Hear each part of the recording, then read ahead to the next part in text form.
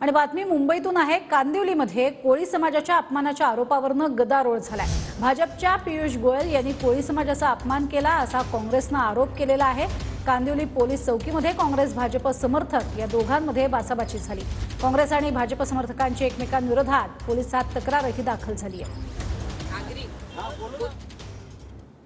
भारतीय जनता पक्षाचे लोकसभेचे उमेदवार पियुष गोयल यांच्याबद्दल ज्या वृत्तपत्रातून ज्या काही बातम्या आल्या आणि त्यानुसार कोळी बांधव आणि काही आमच्या नगरसेविका काँग्रेसच्या अजंता यादव यांनी एकत्र येऊन त्या निषेधात घोषणा दिल्या। त्या लोकांच्यावरती हल्ला करण्यात आला, महिलांवरती हल्ला करण्यात आला। भारतीय जनता पक्षाच्या सगळ्या लोकप्रतिनिधींना आमदारांना ते शोभत नाही।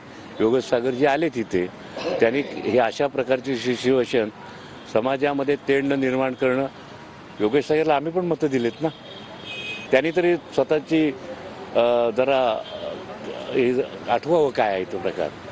काँग्रेसला अधिकारच नाहीये आगरी कोळींबद्दल बोलायचं।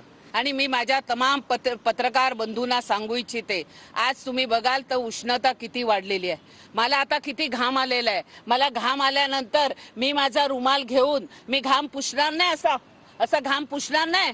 पियुष गोयलांनी असा घाम पुसला असेल तर ते मच्छीमारांच्या विरोधात आहे असं सांगता तुम्ही। हा अपमान पियुषजींचा अपमान आहे, हा कोळी बांधवांचा अपमान आहे। आणि त्यामुळे अजंता यादवला अरेस्ट झाली पाहिजे आणि काँग्रेस हे आगरी कोळींच्या विरोधात आहे।